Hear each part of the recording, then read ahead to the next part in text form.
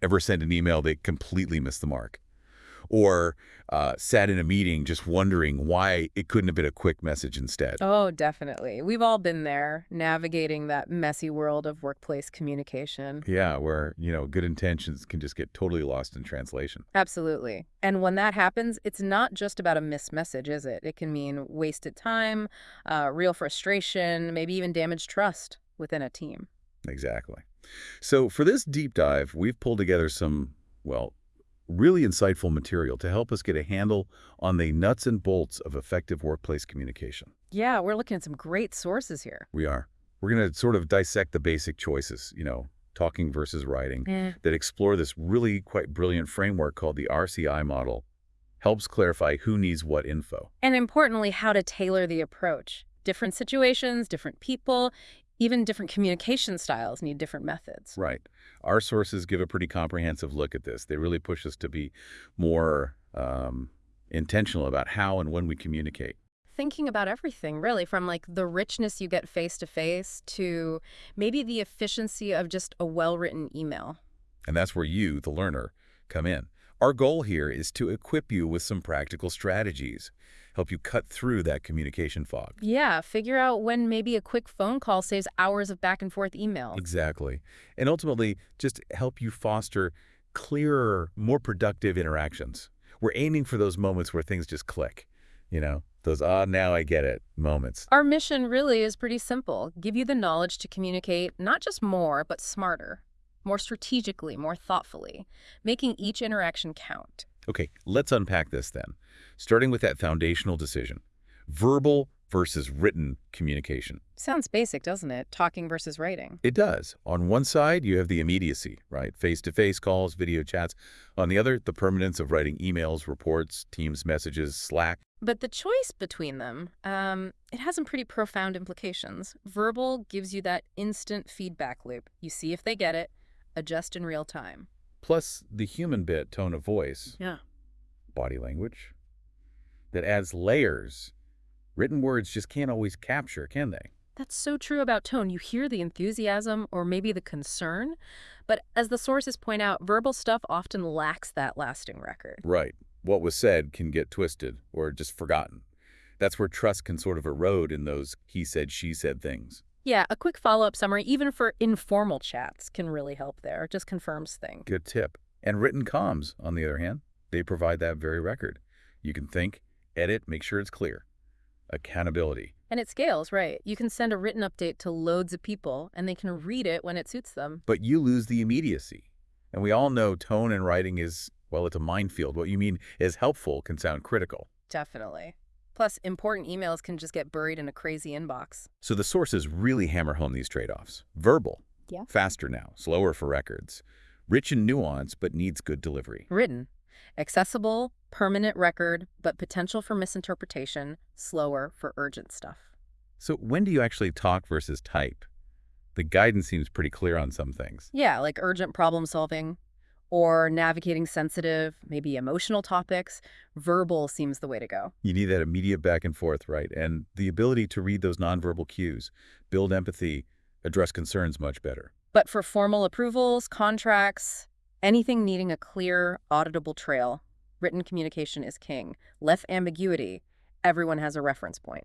Makes sense. Yeah, And maybe right. initial brainstorming is good verbally, sparks ideas. Yeah, but explaining complex policies, probably better written down, maybe with a verbal Q&A afterwards. Now here's where it gets really interesting, I think.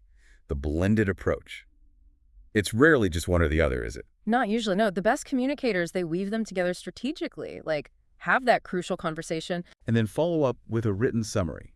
Key decisions, action items. Exactly. Balances that personal connection with clear accountability. Or sending out a detailed agenda before a meeting, so everyone's on the same page. And I like the idea of following up a tough verbal chat with a quick, thoughtful written note. Shows you care about the relationship, not just the task. Yeah, that blended approach really uses the strengths of both, doesn't it? The nuance of speaking, the clarity of writing. Gets the best of both worlds, essentially. Okay, so we've got the verbal versus written basics down. Now let's dive into this RACI model you mentioned. Sounds a bit, I don't know, corporate jargony. It can sound that way, but it's actually remarkably simple. and powerful. It just clarifies roles and responsibilities for any task or project. RACI. So RACI, what does that stand for again? Responsible, accountable, consulted, and informed. Just different levels of involvement people have. Okay, responsible. These are the doers, right? The ones Uh-huh. actually doing the heavy lifting, executing the tasks. That's them. So communication-wise, what do they need most? They need clear, actionable instructions. And importantly, consistent two-way communication. Like detailed task lists, regular check-ins for problems, chances to ask questions. Exactly. The best methods are often a mix. Quick calls for urgent things, maybe detailed emails for complex instructions, short team huddles for alignment. The source mentioned something interesting here. They need active, ongoing communication. And the big mistake. Vague instructions. It seems obvious, but it happens all the time. Yeah, imagine a project manager giving daily tasks to someone in the field. Quick, direct calls or messages beat a long, rambling email every time, right? Absolutely. Okay, next up, accountable. This is the person who ultimately owns the outcome. The buck stops with them. So the boss, often, what kind of communication do they need? They need the high-level view, overall progress, key milestones, any major risks. Think strategic updates. And usually documented. Formal emails, scheduled summary meetings. Often, yes. Yeah. The key is giving them the essential info without drowning them in tiny details. That just obscures what's important. Right, you don't want to flood the director with every minor issue. Just a concise status update, key wins, potential problems. Precisely. Okay, then we have consulted. These are the experts, the people whose input you need before you make a decision or move forward. They don't do the work or sign off, but you need their brain power. That's it. Communication with them needs to be collaborative. Seeking feedback, having real discussions. And critically, early in the process, right? Before the big decisions are locked in. Yes. The worst mistake is asking for input when it's basically too late to change anything. So methods here are often verbal.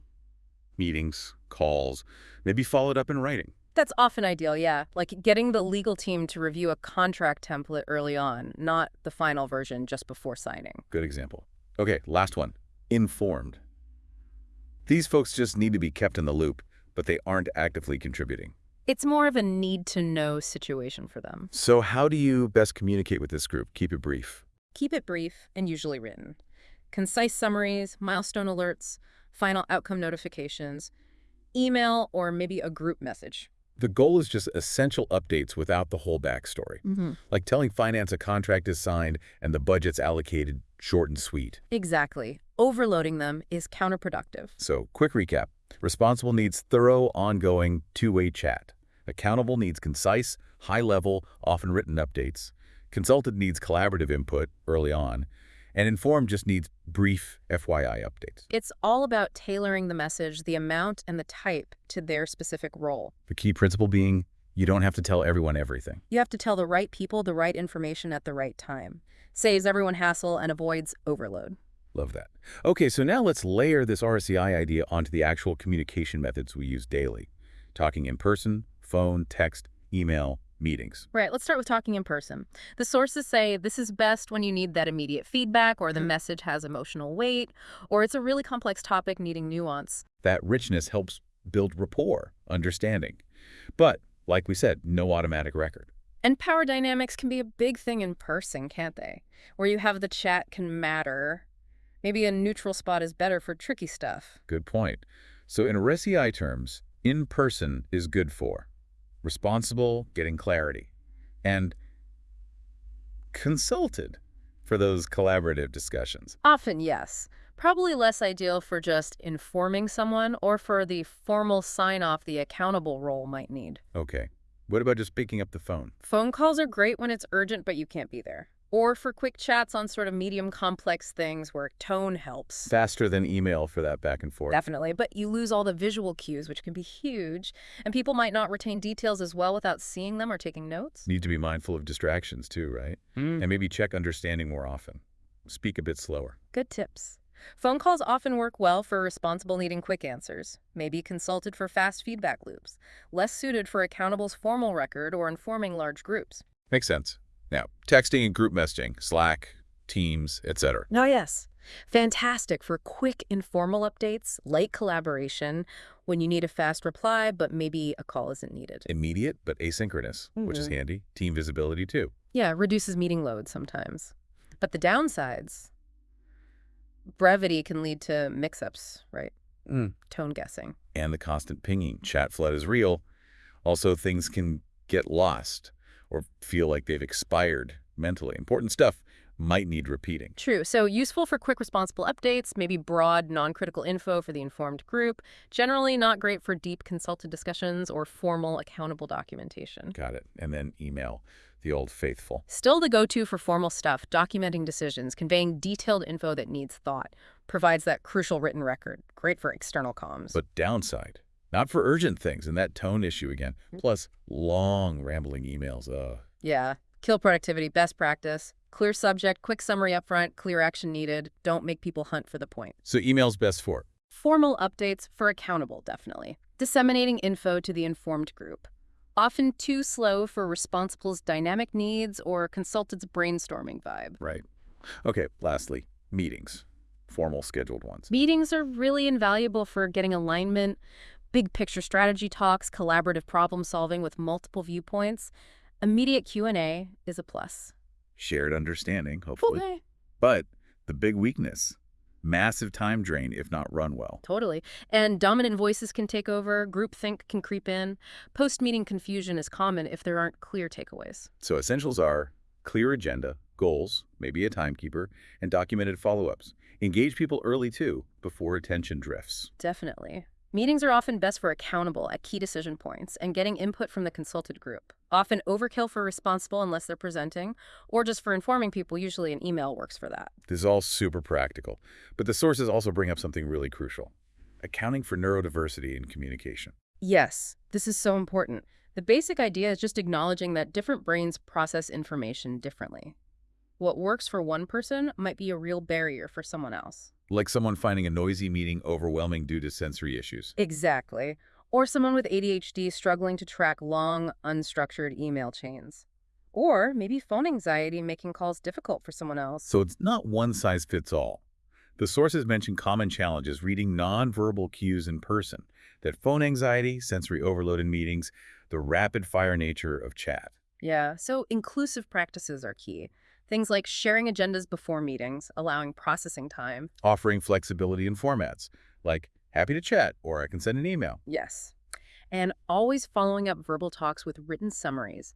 Being really explicit, avoiding jargon or ambiguity. Maybe offering different ways to participate in meetings, like submitting questions in writing beforehand or using chat alongside verbal comments. Absolutely. And just normalizing different styles, creating a culture where it's okay to communicate in the way that works best for you. The SEI model can actually help here too, can it? By providing that clarity on roles and what's expected. It can. Clear action items for responsible reduces maybe overwhelming check-ins. Clear updates from accountable avoid confusion. Multiple ways for consulted to give input. Low pressure updates for informed. It's about small adjustments making a big difference, like that written summary after a chat or letting people prep for meetings. Exactly. It's not just being considerate. It's about making sure everyone can actually contribute their best work, unlocking potential. Now, one more really interesting concept: the tone versus channel mismatch. This sounds like a huge but maybe hidden problem. It really is. It's about the feeling of your message not matching the method you chose, like trying to give serious critical feedback over a casual Slack message. Yeah, the channel kind of undermines the message's weight, doesn't it? Totally. Or the opposite, using super formal language in a quick email to a teammate you work closely with. Creates weird distance. Right. The sources mention bad examples, like using Slack for a major policy change announcement, or relying on email for something genuinely urgent that needs immediate action. Clear mismatches. The channel has to support the tone you intend. Sensitive stuff, emotional complexity. Often needs the warmth of voice, maybe in person. Urgency. Needs immediacy. Phone call, walking over to someone's desk. Exactly. You wouldn't text someone complex constructive criticism, ideally, or email a fire alarm warning. Okay, so maybe we can quickly recap some of those hidden risks for each method and how to maybe counteract them. Sure. In person. Watch out for power dynamics. Maybe pick a neutral space. Phone. Speak clearly. Check understanding often because no visuals. Group chat. Things get missed, so follow up on key stuff. Email. Tone can feel cold, so maybe warmer openings, closings. Clear subjects are vital, long threads.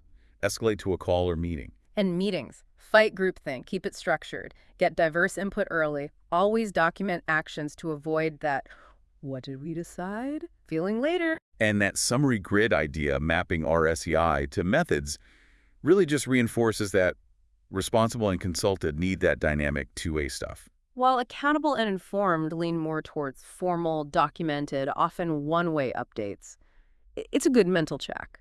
Okay, let's make this super real with some quick examples. Assigning daily tasks to a field crew.